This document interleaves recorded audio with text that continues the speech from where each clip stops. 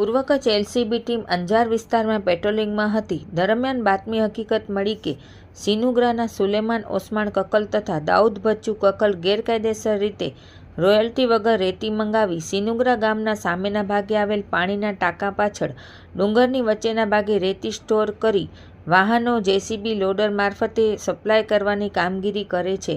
આ બાતમી હકીકત આધારે એલસીબી સ્ટાફ દ્વારા આ જગ્યાએ તપાસ કરતા રેતીનો સ્ટોર કરેલ મળી આવ્યો અને બંને ઈસમો લોડર વડે હાઈવા ડમ્પરમાં તથા ટ્રેક્ટરમાં રેતી ભરતા હાજર મળી આવ્યા હતા. બંને ઈસમો પાસે કોઈ આધાર પુરાવા ન હોઈ ગેરકાયદેસર રીતે રોયલ્ટી વગર રેતીનો સ્ટોર કરી અલગ અલગ વાહનોમાં ભરી સપ્લાય કરતા મળી આવતા આગળની કાર્યવાહી માટે ખાણ ખનીજ વિભાગ અંજારને સોંપવામાં આવેલ છે અને ખાણ ખનીજ વિભાગ દ્વારા ચારેય વાહનો તથા રેતી સહિત કુલ 5,85,000નો દંડ આપવામાં આવેલ છે.